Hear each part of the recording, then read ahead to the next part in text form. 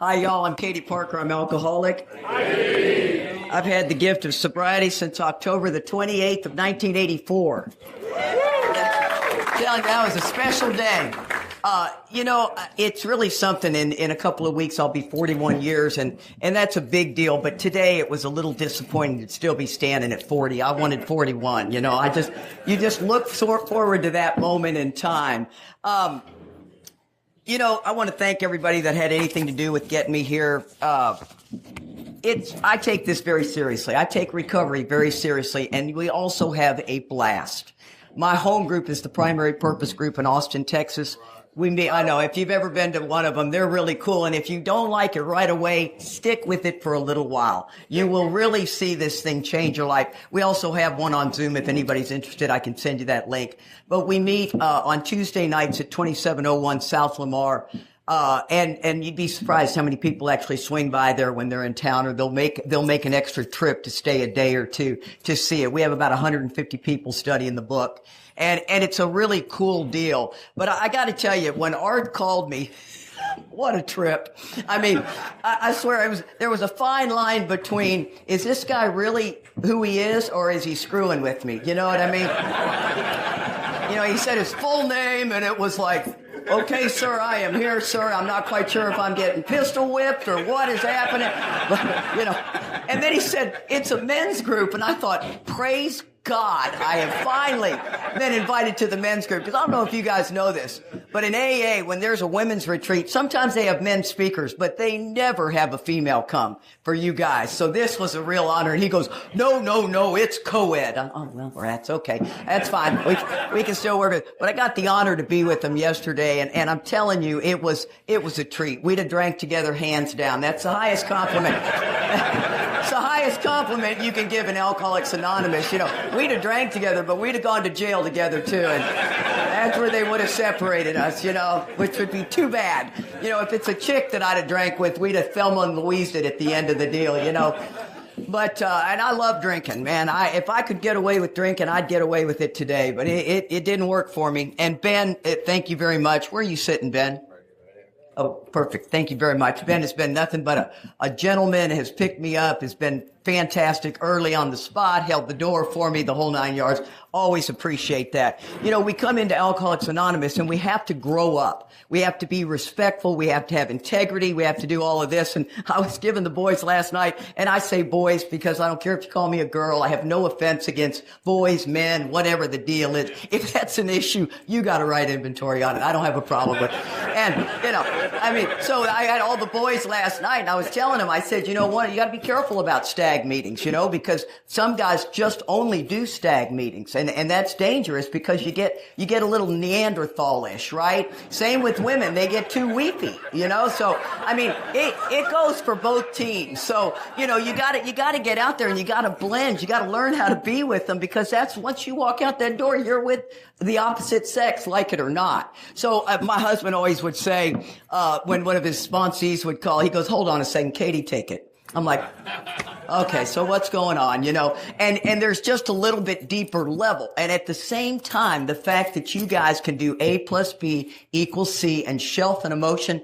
we are jealous. Okay, so don't ever be fooled by that. We may give you grief, but I wish I could do that. I wish I could have an emotion and just shelf it. But I don't know how to do that. I wasn't wired that way. I am extremely passionate. My husband likes to say I'm like taking a drink out of a fire hose. I'm a lot coming at you. And I get very, very passionate about Alcoholics Anonymous. I've been around a while. And let me tell you, I wasn't nailing it. I wasn't nailing it for many years. I didn't know any different. And let's see if there's, and then Pete, where are you that gave me the angel coin? There you are. He gave me a coin. It's too long a story to tell, but it was my first husband died tragically, and he gave me the coin that Joe used to pass out to people in AA, and I couldn't believe it. Right before I was getting ready to speak, and I was emotional. And he found me today and gave me another coin, and that was just really special, really, really special.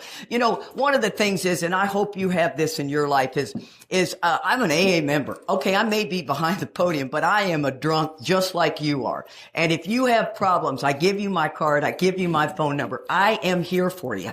You can call me with any problem, as long as it's not too sexual. I can't do that with the boys. The girls, bring the heat. But with the boys, I can't do that. But I can help you out of a tough spot. I promise. That's the beauty of having 41 years. Been there, done that. Know what it's all about. When I was on the plane, I'm kind of funny. I'm old school. I was raised by World War II vets. And, I think the kids today could benefit from being raised by World War II vets, but we won't go down that road. And, you got your butt kicked. You didn't get this done, get this done. This is the way we operate here. And I'm on the plane and I decided to do carry-on, which I never do. And the bag is so heavy and I'm 67 years old and trying to lift that bag this way is too much for me. I may look like I got guns, but they got no strength, right? They're all show and tell.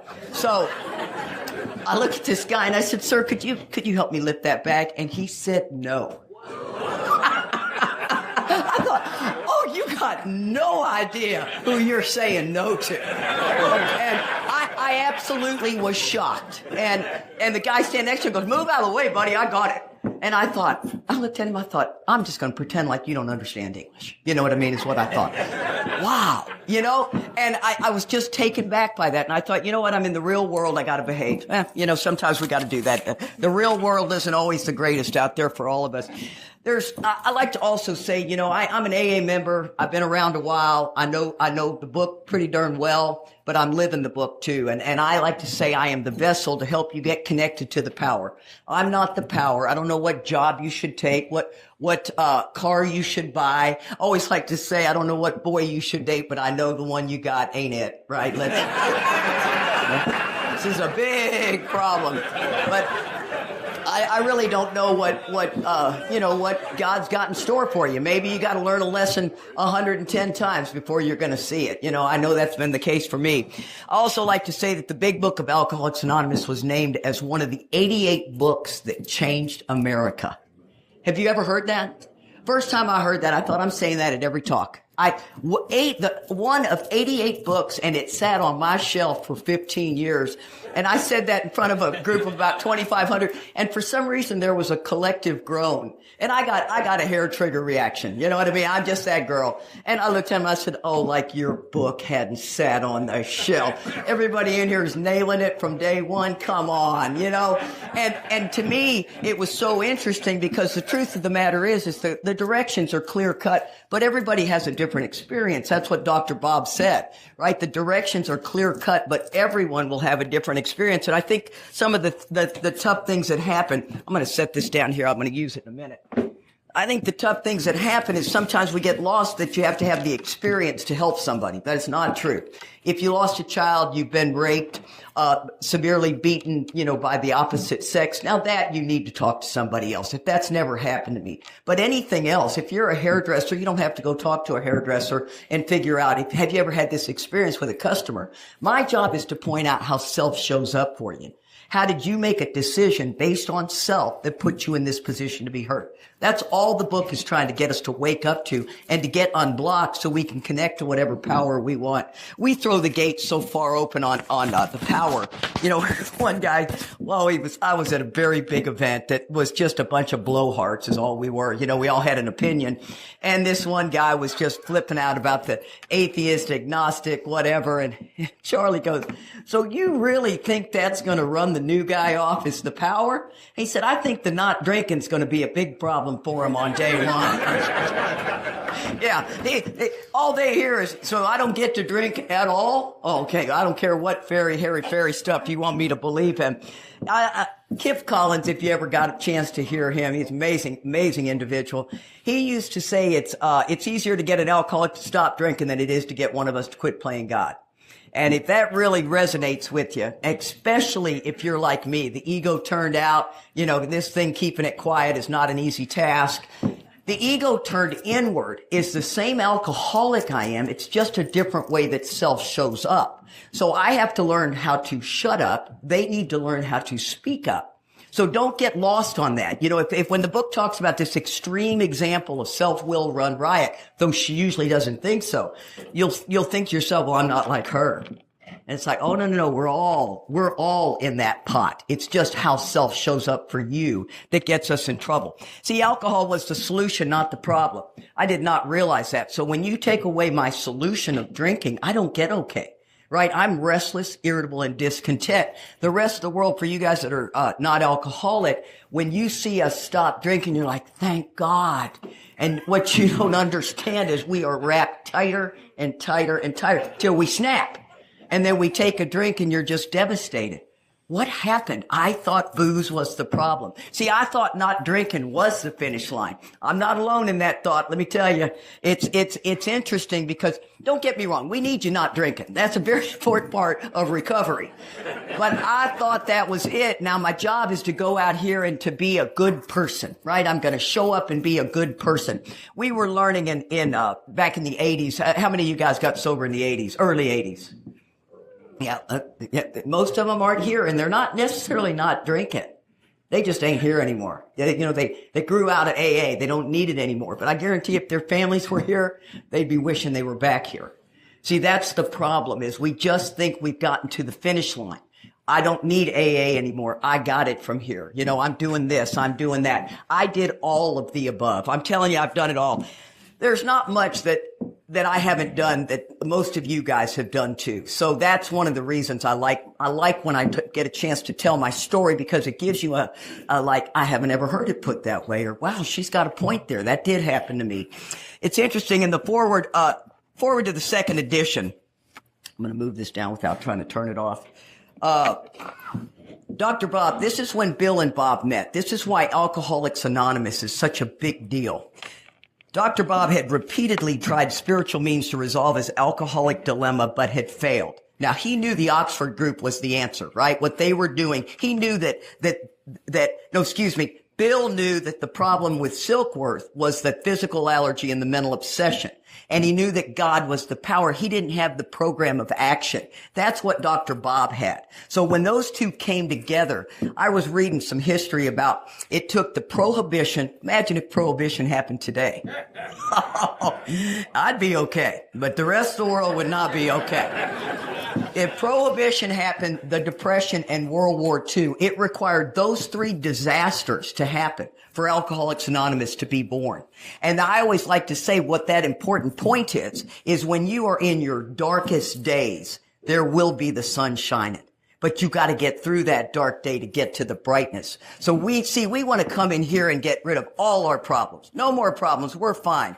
And that's just not the way it works. We got to have these problems to break through. That's the spiritual awakening is the problem. The enlightenment is when you're in the good spot. And I had that all mixed up. So it says, Dr. Bob repeatedly tried spiritual means to resolve his alcoholic dilemma, but it failed. But when Bill gave him Silkworth's description of alcoholism and its hopelessness, Dr. Bob began to pursue the spiritual remedy for his malady with a willingness he had never before been able to muster. He's sober, never to drink until the day he passed. See, the whole world has a malady, right? That's human nature. The only problem is our malady takes us back to a drink. That's why we have to do this, because for us to drink is to die. But you can die sober in these rooms too. So, it's a tricky one. I'm the youngest of three kids. Like I said, my dad was a World War II vet, and you knew it because he told you. And he ran a household like that, but we were a fun house. He was a drinker. In 1968, we had the entire Buffalo Bills at our house. It was so fun. My mom was in the back yelling at somebody, and I kept thinking I couldn't figure out this man. A woman came out from the back, and she's yelling at him, and I never understood it until I was older, and I thought, oh, they were in her bed. Okay, I got it now. Think about the football players back in those days. Middle 60s and 70s, they're wild anyway, but they were really wild back then. So I knew my home was something interesting. But what I didn't understand, is I was the youngest of three, and we were all, pretty much 2 years apart. That's kind of what you were doing back in the day. And I came out of the womb with, like Mighty Mouse. Don't dare me, don't devil dog dare me, Red Rover, let Katie come over. I'll break your arm. You know what I mean? I swear to God, I don't really believe in reincarnation, but if there is, when my time comes, I got a question for the Creator, and that is, Was I in the military in a previous life? Because I know I was special forces. I was not an enlisted man, but there is something in me that I'm the first one to run into a burning house. That's just my nature. And it's interesting because I love that part of me, but boy, can it get me in trouble. I've learned this is tapped down. So almost 41 years, this is tapped down. And I also like to say about your childhood, see, when we were getting sober, it was all about, inner child work. And don't get me wrong, I'm not flying in the face of any of that stuff. But in the 80s, that was a big deal. Bradshaw, what color's your parachute, all of that stuff, relive your childhood, rebirthing and all of that stuff. And that stuff was very beneficial. What it taught me today is how to hear inventory at a deeper level, which I'm very, very grateful for that. It did not treat my alcoholism. And I didn't realize that because in counseling, and I think counseling's a privilege. Don't ever hear me not say it's not a privilege. But the problem is the counselor's going to say, who are you upset with? That's column 1, Dad. What he did, column 2. What it affected, my self-esteem, my pride, column 3. And that's their job. And then you take that to your sponsor because she's going to take you to the 4th column. Where did you make decisions based on self, right? So that's why it's so important to not just go to counseling and think you got your problem solved. You be alcoholic. You have got to see it from an entirely different angle. And that's the beauty of what that does. I also like to ask my sponsees before they found the drink, if the drink was was treating my alcoholism, what did you find before you were alcoholic? And I went back into my life, and my sister and I love to hyperventilate. I don't know if you guys were doing, of course, they've turned it sexual. Good God, everything is sexual. You just want to go, what has happened in our world that everything has turned sexual? But we used to just, at 8 and 9, just choke each other out in the bedroom. And, it was fabulous. And that moment where you're coming back in and you're like, and you're like, do it again. And you can tell the Al-Anons in the room, right? The Al-Anons were the ones running out going, they're choking theirself in there. We're just like, oh my God. I loved that feeling. I knew right away that was something I wanted to achieve again, right? Because you can't find a drink. If you were drinking at 8, whatever. But, it was long before that. And then I was also a sick kid. It was back in the day, it was called the croup. So I had the humidifier and everything. And I had that bottle of Vicks Formula 44 by the bed. And I still take a pull off my cough medicine. My kids are like, don't touch that. Mom put her lips all over it, and I'm like, I just remember taking that pull. And that was back when Vicks had alcohol in it. And it was just warming, that burn going down. Some people didn't like that at all. Well, they're not alcoholic, right?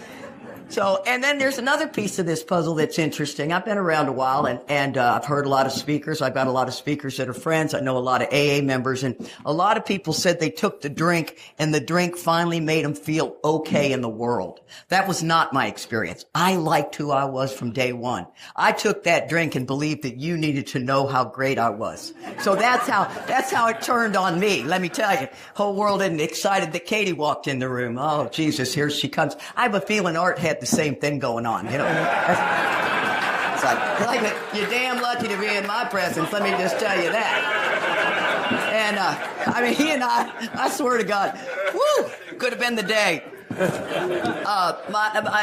It's interesting, my mom died when I was young. She had a kidney disease, and it was back in the 60s, 1967. Dads were, traveling. They were doing the work. The mom was a stay-at-home mom. It was just the day and age we lived in.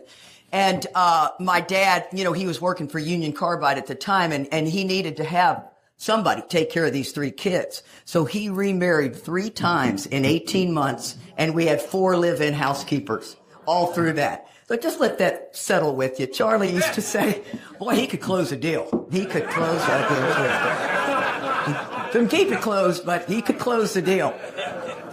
And I would have told you when I came into AA, as a matter of fact, I believed when I came, this Florida humidity, this should be interesting what the hair does. It's either going to look like a wet rat or just frizzed out.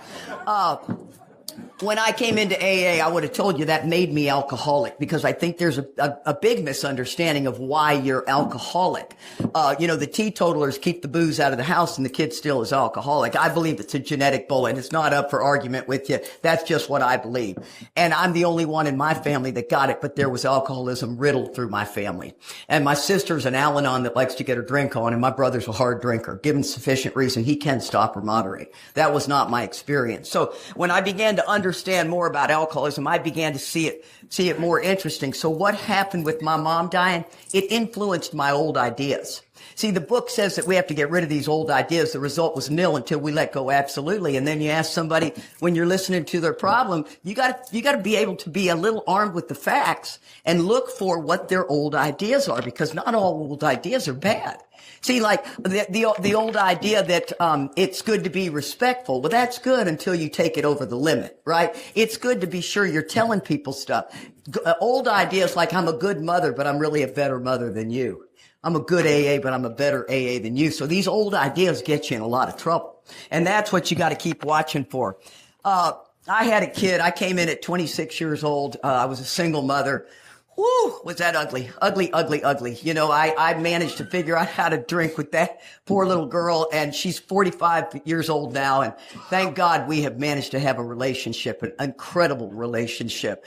And then I have a my son was 10 years younger than her. He's 35.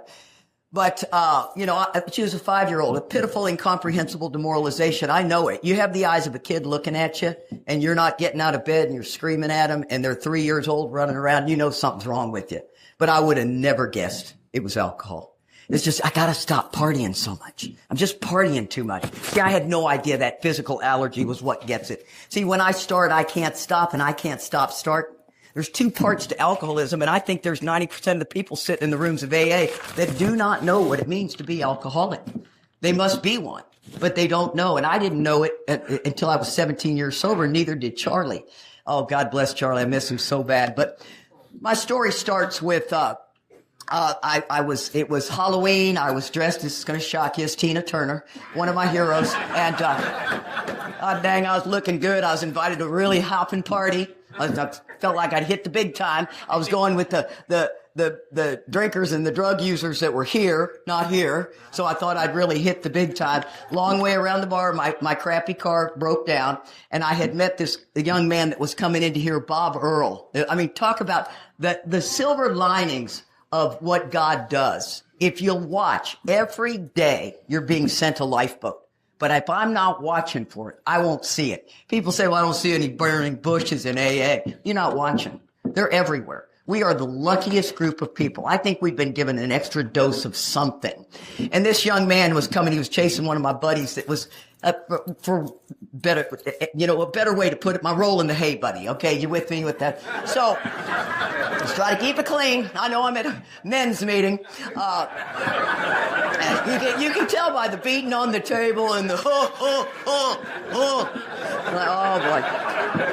Oh my God, last night I was trying to tell the guys, I said, look, I'm not against men's meeting. Please don't hear me ever say that. But some folks only go to men's meeting. Well, you're missing how to become a part of society. So this guy walks up, it's all the guys and us, and we're at the country club. And he comes over and he stands between me and Art, and he pats us both on the back, and my pat was lasting a little longer than I was ready. I thought, I'll give him a break. In about another 4 seconds, it's like, dude, get your hand off my back.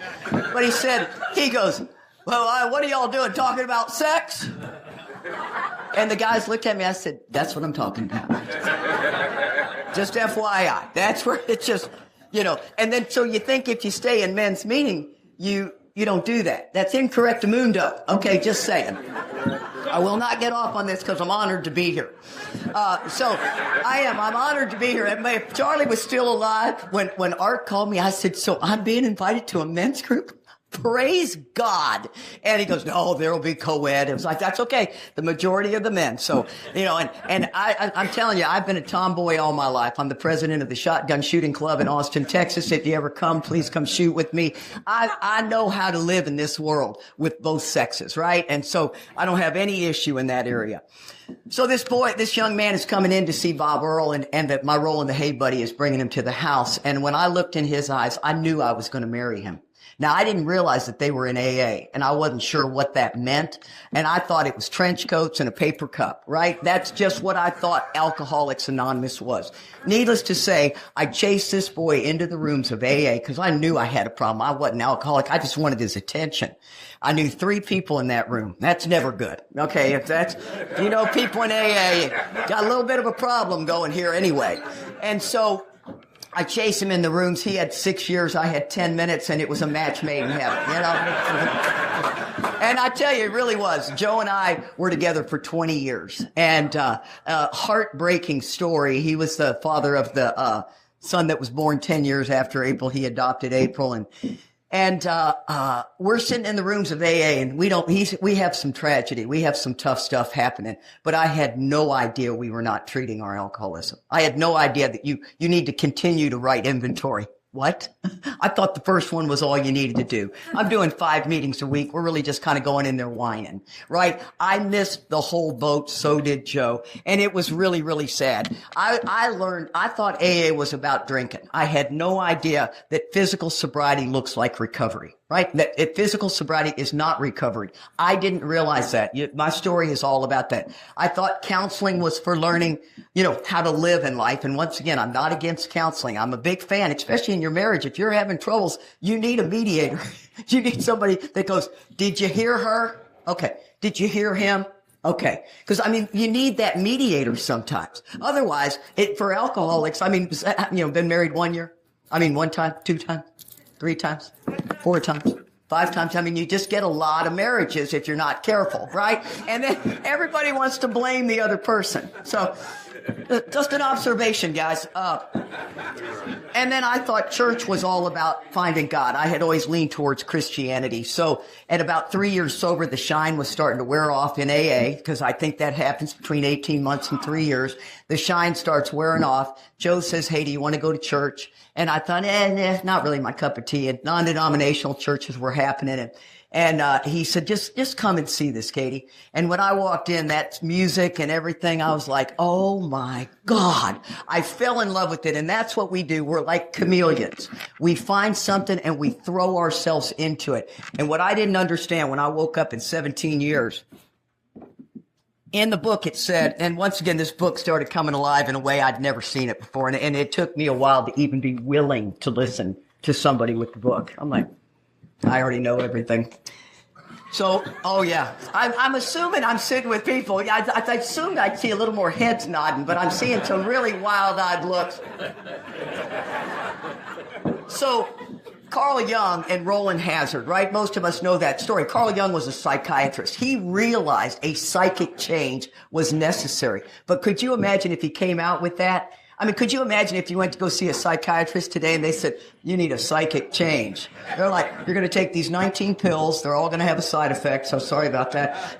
So Carl Jung had to keep this on the down low with he and Bill when they were talking. So Roland Hazard went over to Europe and he was there for 1 whole year. And Roland Hazard was going to the boat to come home. He's from a very wealthy family and he drank after that 1 year. And he went back to Carl Jung and he said, what is the problem?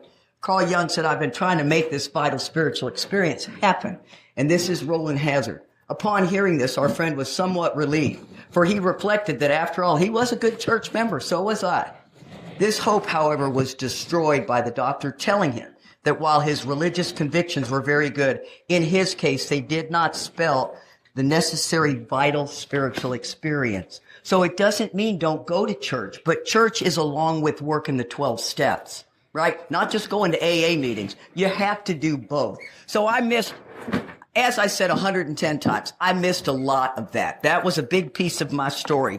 I think the gifts of sobriety take us out. I've watched tons of people around 6, 7, 8 years sober start having kids. The next thing they know, their lives get busy. They get the better job. They go back to school. They do all the things that they need to do because it says when we rest on our laurels, it's the dangerous thing. And let me tell you, there's no doubt about that. When Joe and I went to church, we're very much chameleons. We looked Amish. It was like We brought in basically Celebrate Recovery was kind of the thing we were doing, but it was called Lion Tamers back then. And after about 3 years, we were losing our mind. And I always like to say, I started wearing underwear when I went back to church. I mean, that's how converted I was. And Larsene's is one of the greatest Al-Anon speakers we have. She goes, I don't know why that's not in y'all's literature. None of you alcoholics wear underwear. Not a bad point you got there, Larsene. But at about 3 years, Joe and I realized that we're in real trouble. So now I've got 6 years sober, and Joe was always 6 years more than me. He's got 12 years sober. And he said to me, Katie, he goes, I'm not doing well. And I said, I'm not doing well either. And I said, what should we do? And he goes, let's go back to AA. And we still had all our AA friends. Don't get me wrong. I mean, we were all about staying sober. So we go back into the rooms, and we went back to our old home group. There was Ed Hasbrook. I mean, all my peeps were there. And I leaned over to Joe and I said, honey, we're home. We're home. And he said, I know. And I mean, I will always feel good in here. This room is where I belong. Whatever else I do has to be along with, not instead of. I belong in the rooms of Alcoholics Anonymous. I belong with the alcoholics. My work here is to get to a place that I can help you, but still help myself. Sometimes sponsoring people really feels good, and we don't do our own work, right? That's a very, very easy trap to get into. I always like to talk about spiritual maturity. Between 18 months and 3 years is where the guy's really in trouble. And I say guys just because that's what I say. And they're really in trouble because they don't understand the root of their trouble is selfishness and self-centeredness. They think that you got the drink off of me, I got it from here. Then we hit another wall between 3 and 5, 5 and 7, 7 and 12, 12 and 15. You have to hit these walls spiritually because they're the nature of it. It's like the difference between what you knew at 20 and at 40 is huge because you've got 20 years experience. Spiritual growth and maturity go hand in hand. So you have to be open to new things, new ideas, the different things that are happening in your life. What's coming at you? Losing people, losing jobs, divorces, kids don't talk to you. We have some of the most unfortunate family problems in the rooms of Alcoholics Anonymous. Estranged children. And I'm telling you, if that's the case, God put me behind this podium to help you. I can help you get back in the kid's life. Now, here's the deal. You might not want to, but you got that burning desire you'd like to, but you don't know if you're willing to. And I totally get that. That just is kind of what happens. Joe and I entered into, for the next 9 years, what I call meeting-based sobriety. And no offense against that. We didn't know that you needed to be working the steps. I basically took the steps off the wall. If you said, what's the third step? Well, it means I've turned my will and my life over to the care of God. Right? What's the first step? I'm powerless over alcohol. 10th step, continue to take personal inventory. When I'm wrong, promptly admit it. So if I step on your toes, I know, I've been startled awake. I know I need to apologize. That's what I thought it was all about. I had no idea there was so much more. And I'm telling you what happens in my meeting-based sobriety is oral recovery gives you, relief, not freedom. See, I wanted freedom. So I go into a meeting that we're all talking about fear, and I walk out and I feel better because everybody's got fear. And I didn't realize the relief was happening. I wasn't getting the freedom. I wasn't going deeper than I needed to go. And I'm telling you what, as my life goes on, Joe, as life will, says on page 14, we're wresting satisfaction and happiness out of this world if we just manage well. Joe and I were AA couple, right? Everybody just loved us. We had kids. We had troubles. We were freely talking about it. We were really working hard on keeping this marriage together. It says, for if an alcoholic on page 14, for if an alcoholic failed to enlarge his spiritual life through work and self-sacrifice for others, he could not handle certain trials and low spots. And I'm telling you, there's someone sitting in this room that is right there and scared to death to admit it. And I will stand behind this podium and say, I get to see AA on a very large level. There are people dying in our rooms. And I not on my watch. Remember, Special Forces, probably Delta. Not a SEAL. I don't really like the water, but I think I was special. I'm telling you, I can't wait to meet God. So, on page 25 now, and really, really hear this because it's very important. I know some of this, and we'll get to the laughing and all the funny stuff, but On page 25, if you are a serious alcoholic as we are, we believe there's no middle of the road solution. We were in a position where life was becoming impossible. If you're answering yes to that question, you are not alone. And if we were passing through the region from which there's no return through human aid, we had but two alternatives. One was to go on to the bitter end, blotting out the consciousness of our intolerable situation the best we could. That's sober. And the other was to accept spiritual help. But in order to accept spiritual help, you got to get somebody that understands how to give you that spiritual help. God will take two people and teach both of them, right? You don't have to have somebody that knows the answers. But if you both get in the boat together and start rowing, amazing things will happen. So now Joe and I are quite a few years into sobriety. He'd always had 6 more than me, and he starts getting sick, and we got a problem.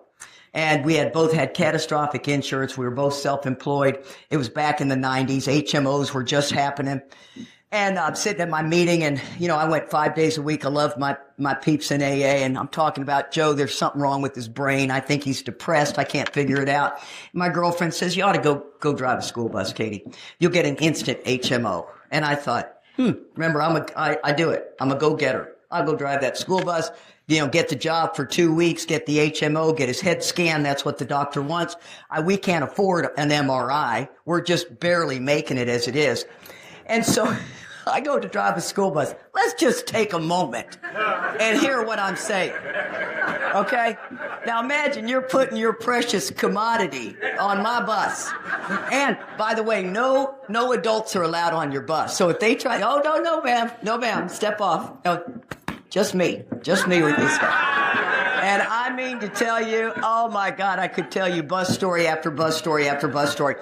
So we get the insurance, and I tell Joe, did you call the neurologist to get the appointment? Because I only want to be on this bus for 2 weeks, 3 weeks max, right? I mean, I don't see anything selfish in that. I see that as a wise chick. And he says, Katie, they said it's going to be about 3 months. Oh, no, it's not. So I call my GP, who's a World War II vet, God love him. And he goes, oh, hell, Katie, go on into the emergency room. Just tell him he's got something wrong with his head. They'll scan him in there. So I said, okay. So Joe and I go have lunch. And then we go to the emergency room because nobody's arm's cut off. You know what I mean? Nobody's bleeding out. And we get in there, and I don't do well with a Western medicine. Never have. Instant dislike. I put off a vibe. They don't like me. I don't like them. One of those deals. So in comes the guy with the white coat, and you could just instantly sense, because I'm taking over. I go, and I'm in complete untreated alcoholism. I said, sir, my husband, there's something wrong with his brain. We need to have his head scanned. And he goes, oh, we do. I'm talking. Yes, we do. And now my doctor told me they're going to run him through a series of things. And I said, so Joe, be sure and fail. Come on. Let's work an angle. Come on. You got to think that's pretty brilliant, right? So when they tell you to touch your nose, touch your elbow, And so the doc does that exact same thing. And he's telling Joe, and he goes, touch your nose. Joe's like, and I get behind the doc. I'm going, oh my God, I don't care if I got to shove you in the tube. We're not getting out of here. I'm not going back on that bus, okay? I've been on it 2 weeks. So the doc says, Joe, what's 2 + 2? And Joe said, I'm a carpenter. I should know that. And he goes, I'll go scan his head. And I thought, oh, well, thank you. We instantly just did one of those numbers. And he brings Joe back pretty quickly. And the next thing you know, he's gone an hour and a half. And I don't think anything of it. I think he's making me pay, right? Because we alcoholics know everything. I know what you're thinking. I know where you've been, and it's not a woman-male thing. Trust me. It's just an alcoholic thing. And he comes back and he puts his hand on my shoulder, that doc, and he said, my God, he's got a tumor in his brain as big as my fist. And he must have said, my God, 3 times. And the very first thought I had is, I'm going to be driving this damn bus forever. That's the level of self-centeredness we suffer from. I'm not going to say that to Joe. I know better. But I, climbed up in Joe's lap, and we cried, and they, of course, thought it was cancer, and we didn't leave that hospital for 11 days, and Alcoholics Anonymous does what Alcoholics Anonymous does. People at the hospital were like, are you a movie star? We've never seen so many people, It was just devastating, and it turned out that the tumor was benign. It was a 14-hour surgery. It was unbelievable. It was benign. I have a whole lot of opinions on why, but that's controversial. And but so what ended up happening is I drove that bus for another 3 years.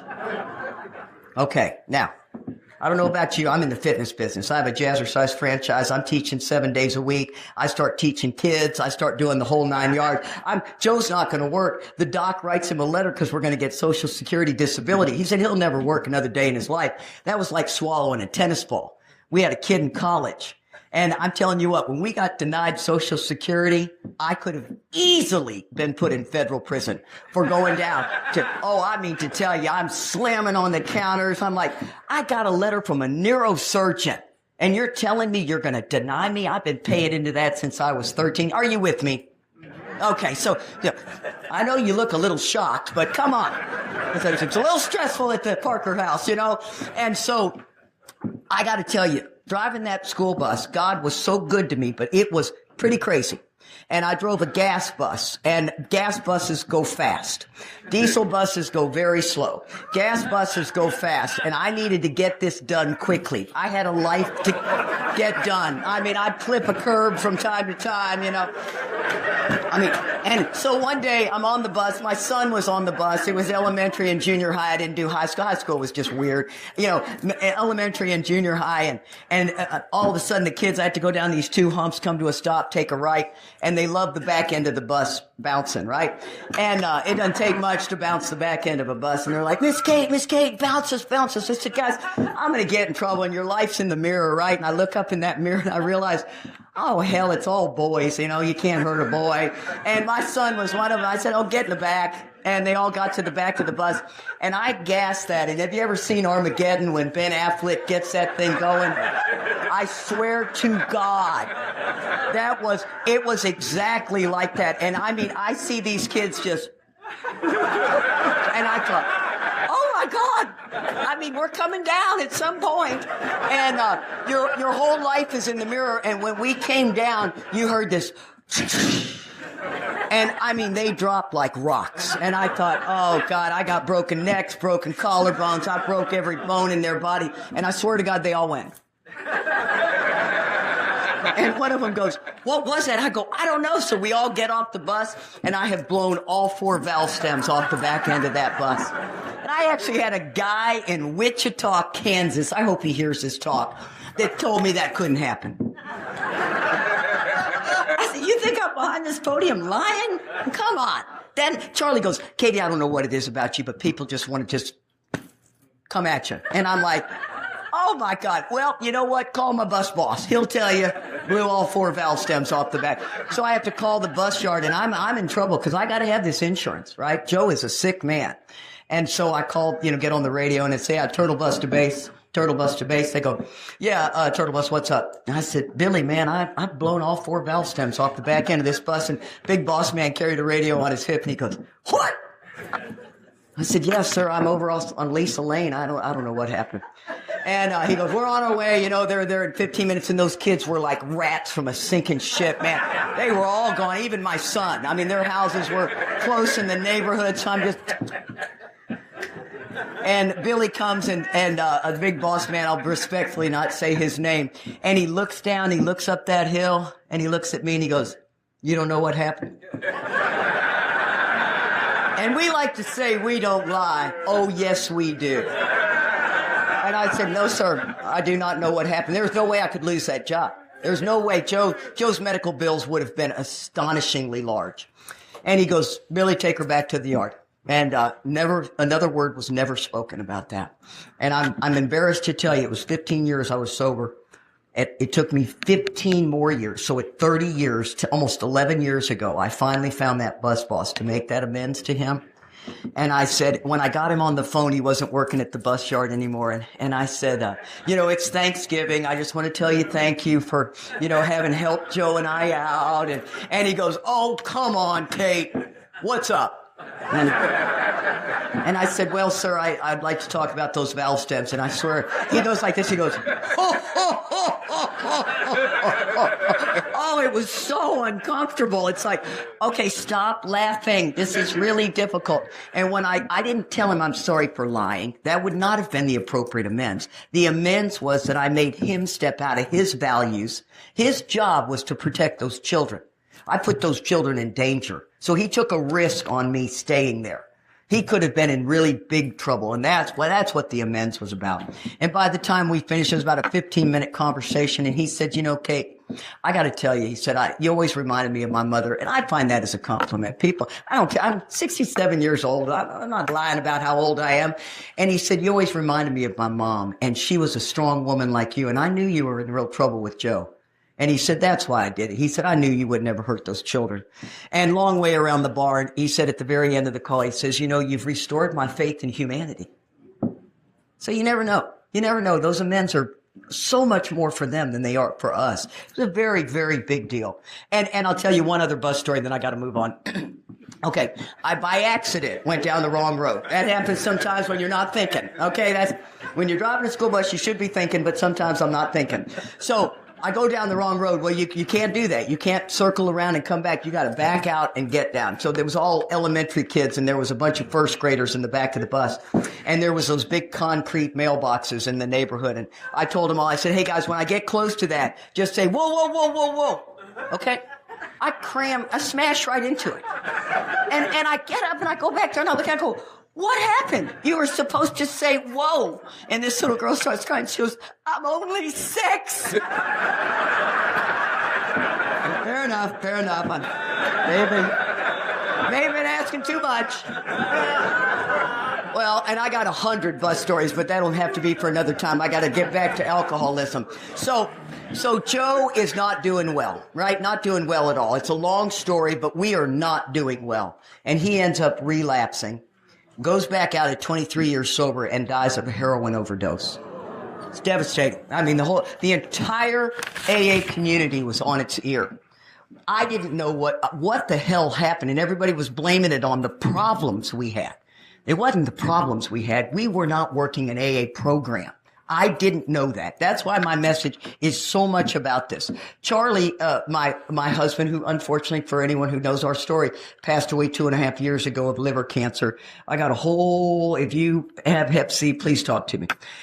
So he passed away 2.5 years ago, of liver cancer, and he had a plane crash at the same time Joe died. So Joe died. Charlie had his plane crash. I'm losing my mind. I'm in my 40s. He's my best friend of 20 years. We're like brother and sister best friends. You know, that opposite sex, it really has a best friendship. And that's what Charlie and I had. But I lost my mind. And he was a real player. I mean, he was the guy who just kind of procreated his way through Alcoholics Anonymous.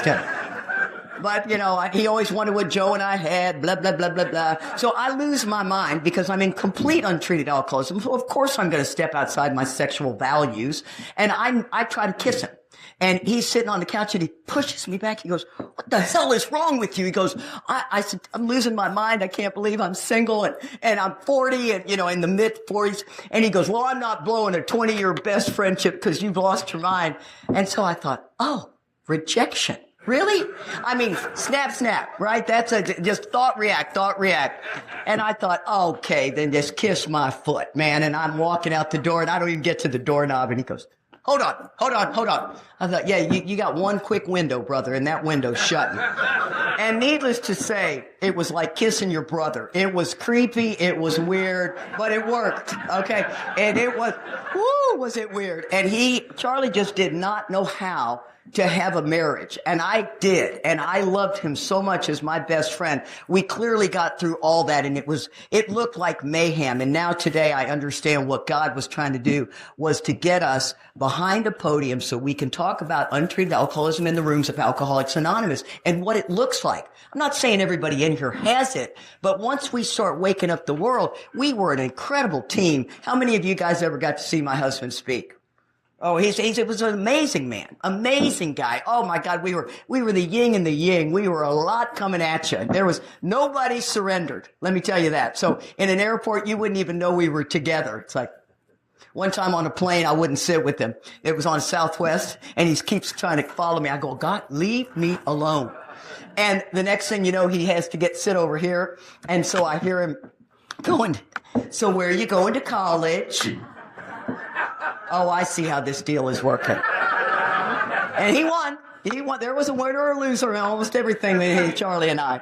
But Charlie woke up because he'd had the plane crash. I'd lost Joe. We're losing our mind. We're in real trouble, and we don't know how much trouble we're in. And he meets a man named Mark Houston, and we go to a big book weekend, and Mark Houston woke Charlie up. He did not wake me up. I sat in the presence of a man who knew this book forward and backward a whole lot like Joe and Charlie. I mean, if you got an opportunity, and I just happen to be married to a Joe and a Charlie, not the same Joe and Charlie. Don't get that confused. Yeah, they were about 25 years older than I was, and that wasn't happening in my world back then. I could have gone younger, you know what I mean? But so one of the things is that these guys were bringing the book back in, and Mark Houston was amazing. You either liked him or you didn't, but what he could bring was the heat. But it didn't touch me because I'd done the counseling thing. But Charlie started getting better. Well, he can't get better on my watch. And I don't know about you ladies, but I'm going to be better than my husband. Okay. So, I mean, I went and found Marty, my sponsor. She's a female. She was in untreated alcoholism, about 4 years younger than me, but her dad was a rocket scientist and she was smart as could be. And she goes, well, hell, it's a textbook. Surely I can teach you the textbook. Now, she almost killed me, but she did get through it.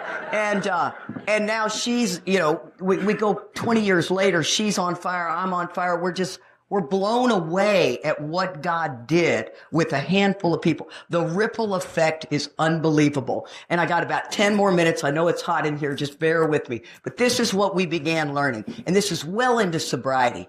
The second surrender, Bill called it emotional sobriety, right? What is emotional sobriety? I think it's, in my opinion, and God knows I got plenty, I think it is a misunderstanding of our third step. I had no idea that the first requirement is that I have to be convinced that any life run on self-will can hardly be a success.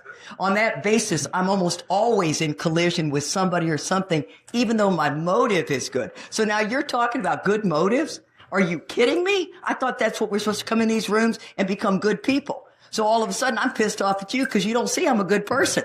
I'm just trying to be helpful here. Come on. So, I mean, it was so deeply misunderstood for all of us. Selfishness and self-centeredness is the root of our trouble. Do I believe that? Do I believe I get rid of that? That's questionable. You know what I mean? This thing up here is still quite selfish and self-centered. I have learned not to say as much out of here. But let me tell you, it's not stingy and conceited. I don't think too much of myself or too little of myself. All I think about is myself. So everything I'm saying, you are judging, right? Nah, I like that. No, I don't agree with that. You know, I mean, that's just our nature. So when you're sitting there talking to one of us, you could be nodding your head. You're not even agreeing with me at all. Yeah. But you're like, yeah, she just hadn't evolved as far as I have. You know, she doesn't get it. So, I mean, trust me, I could be either person in this play, right? See, life's not coming at me. It's coming from me, right? I'm bringing it all to me. And I think life's coming at me. That's a big, big misunderstanding. I was voted most likable 4 years in a row in high school. Clearly, I'm not stingy and conceited with this self-centered. Charlie, on the other hand, it was all over it. Now, you see the hypocrite in that? I mean, that's the beauty of what's between column 3 and 4 in a resentment inventory, right? Call it the sick man prayer, call it whatever you want, but it's the hypocrite. I could be either person in this play. That's how I get compassion. I could be the one speeding past you and scaring the crap out of you, or I could be the one that's got this crap scared out of me. Right? That's the beauty of this. I mean, I'm such a hypocrite that I'll never forget, we had backyard dogs, right? Everybody had backyard dogs. There's none of this walking them on a leash and you have to have a leash. You have to have a leash. Like, okay, we've gone a little over the top with this dog thing. And I remember the first time I saw doggy daycare. Whatever. Are you kidding me? Well, we got a COVID dog. And my little girl goes to doggy daycare on Wednesday, and she has a spa day once a month. Please tell me you hear the hypocrite in me, okay? And when I'm doing it, I'm like, oh my God, I am such a hypocrite. Every once in a while on the hike and bike trail, I'll see somebody, and they look like an old vet, right? They look like an old vet, old hippie. Austin's still got a lot of old hippie in it, and he's got his dog off the leash, and I always go, that's impressive. And people are like, oh, for God's sakes, does that dog look like he's going to buck you? Now, if you got a German Shepherd that's all over somebody, that's a different story. And Charlie's defects were so glaring, right? I thought I had put put a little bit on mine. And his family is off the chain with what we call story stealing. Now, run this through your repertoire of who you are. So what happens is somebody comes up to Charlie and I and they say, hey man, I'm going to Switzerland. Charlie leans in and goes, Switzerland? I've been there. I went to this mountain and that mountain. And Charlie tells him all the story of Switzerland and then walks off. And I look at the guy and I go, so where are you going in Switzerland? Apparently my self-centered husband is going to walk away. And so we're doing a big workshop and I said, you guys, we gotta be active listeners. So when somebody's talking to you, ask them 3 questions, right? And then become an active listener. And then we take a break and this guy comes running up with his pad and paper and goes, what are the 3 questions? And see, now the whole room should have laughed on that. I said, well, you big dope. It depends on what the conversation was. I mean, if they're going to Switzerland, you don't go, is your wife pregnant?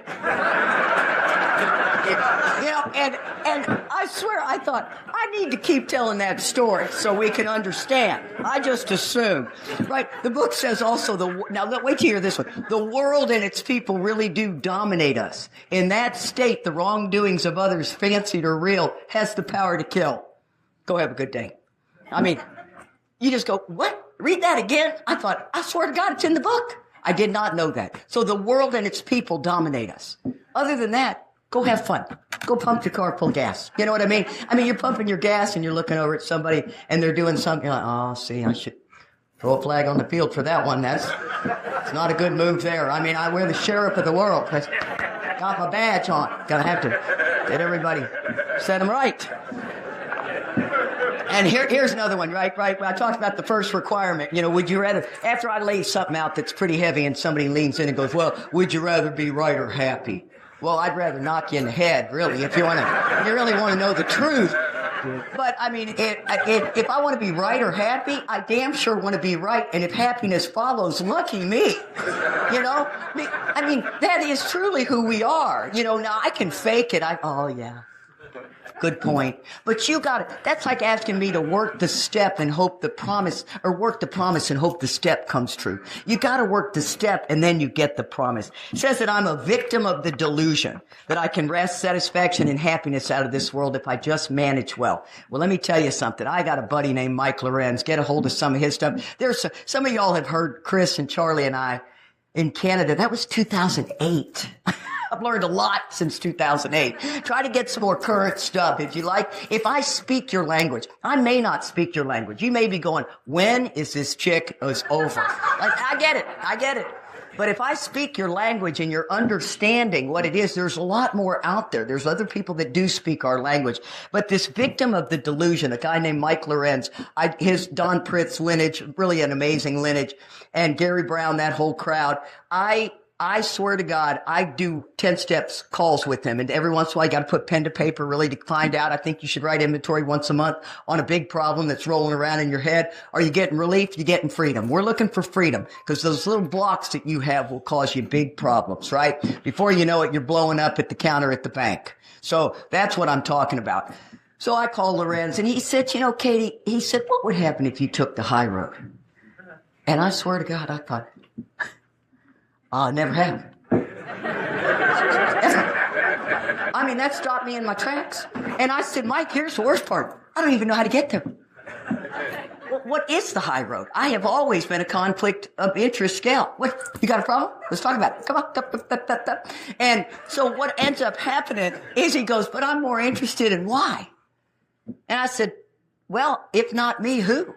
Who's going to settle the problems of the world out there, for God's sakes? I mean, you got to have somebody at the pump. Come on, move it. We got people waiting. Get off that phone, right? Big problem. So I'm at a conference, and Charlie couldn't make it to the conference with me. And the next thing you know, the guy's up there reading how it works. There's about 600 people in the room, and I'm the guest speaker. Right? That's not my meeting. I'm the guest speaker. And he can't get a hold of the room and he's reading how it works. And it's like, rarely have we seen a person fail. And I thought, it's killing me. And then I thought, no, I'm not going to get up there and tell these folks to shut up. I am the guest speaker. And all of a sudden, my buddy, the taper, comes out from behind there and he leans in. He goes, hey, everybody, shut up. We got an AA meeting going here. And I thought, well, I'll be damned. 1 week later, I got to see what Lorenz was saying. If not me, who? Somebody else will step into that position. I had no idea. I'm telling you guys. And the other thing is, one of my sponsees that just like me, she called me one day. She goes, she couldn't take the high road. She didn't know how to get there either. And she said, oh my God, Katie, there are no assholes on the high road. I said, I know it. I was shocked. It's amazing. You get to set it down, right? I mean, my DNA is an extreme example of self-will and right. If you're looking at me and going, I see that she's got it, so do you, right? I'm just the one who's speaking out loud on it. But we all have this, right? I got about 4 more minutes. I swear, I know it's hot. I am, since Charlie died, nothing can die on my watch, right? He's been gone about 2.5 years. Nothing can die on my watch. I'm getting a June bug out of the pool, for God's sakes. Its little wing is doing this number. I'm like, it's weird, but it's happening. So I'm driving down this fairly busy road in Austin, and this little kitten just shoots out. And I realize, I look in my rearview mirror and I realize I can stop and try to grab it. And this guy's coming at me and he stops. So the kitten is under one of our vehicles. Well, I think we may have run over it, but we didn't. And all of a sudden he's a Hispanic guy and he doesn't speak any English. And he says it's, basically up in my wheel well. And so he hands me some gloves and this little kitten's just, like this. And a guy blows his horn. I swear to God, listen. And I mean, I got a sponsee on my earbud. I scream, F you, buddy, sorry. We're out in the middle of the road. Would you like me to explain why, or can you wait a minute and a half, And he goes like this. I thought, oh, dude, do not mess with me at this moment. I get that kitten out, and I held it up like Mufasa. I mean, it was completely feral. It had bit through my glove, and I'm like, God damn it! I got this sucker not dying on my watch. Its little tail was all bent up, and I took it to the emergency room. I drove home like this, Oh my God! I swear to God, when it says I'm driven by this self-centered fear, I'm scared to death. I'm not going to get it. Then I'm going to get it, and I'm going to lose it. I'm not going to get the job. I get the job. Now I'm scared to death. I won't keep the job. See, this is this vicious cycle that a lot of us don't know. The fears I have in life today, for what they're worth, I am scared to death we're going to lose the art of conversation. The telephone has taken over. And I'm telling you guys, if you're sitting at a table and 3 people are on their phone and you know them, you tell them, put your phone down, guys. We're not don't look at your phone. Somebody's got to take this. Somebody's got to stand up. It's going to be lost. And the 15 people that are clapping, you got a lot of people that don't agree. So be sure you see this, okay? Because I'm telling you, the art of conversation is an art. And God cannot work through a cell phone like that. If you're not sitting next to somebody that's supposed to say something to you, you're going to miss the whole thing. I'm a huge fan of talking to strangers. You'd be shocked at what you end up getting. It says, above everything, we must be rid of this selfishness. We must, or it kills us. So our troubles are of our own making. That's the greatest promise in the book. If you want to be free, the problem has got to be me, period. I take full responsibility for any disruption I have, and I will take that. People usually associate victory with success, not falling and stumbling. And I'm telling you something, guys, the terms of the deal, he'll provide what I need if I keep close to him and perform his work well. In order to get close to him, I got to get unblocked. And I cannot get unblocked by talk therapy in AA. I've got to put pen to paper. In order to stay close to him, I got to get close to him. In order to get close to him, I got to get unblocked. I write love letters to God. I'm a huge fan of them. It's a little bit of the two-way prayer that Henrietta Seiberling was the one who knew that somebody was coming to talk to Dr. Bob. Very cool history stuff. This is one of my love letters. It says, Father God, please guide me to who you want me to be. Help me see life through your eyes. Help me do what you want, what is right in front of me, and stay in the moment. Please help me have fun in my life. My child, you're such a beautiful spirit. You want so much more for others, and you guide them to it. So do the work and stay in the present moment. Your life is full. You are a gift. You always have been. I love you so much. See, I was living in this bungalow. I had no idea God had a palace. I'm 17 years sober, losing my mind. Had no idea. My pride thinks it's protecting me when in fact it's trying to kill me. I like to end with a love letter. My husband was such a romantic. He was such a big old burly guy. Oh, I swear to God, he'd brush his teeth at the the restaurant if he could, you know. It's like, Charlie, let's step it up a few notches, brother. I mean, I swear to God, we had the most wonderful life, and yet at the same time, we wanted to kill each other. So please do not think there weren't plenty of problems, but he was such a romantic, and he had never been with a woman like me. Never anybody that held him accountable for showing up at the person he needed to be. So he'd leave love letters all over the house. He says, I don't have the perfect words to express everything wonderful that you mean to me. But today, I just want to tell you how much happiness you bring to me over the years. Being your husband is the pride and joy of my life. God is with us, and he will always be with you. Thank you so much for being my best friend, my wife, and my great counselor. I hope you have a great birthday, and I look forward to many more. Your loving husband, Charlie. It's been an honor and a privilege. Thank you.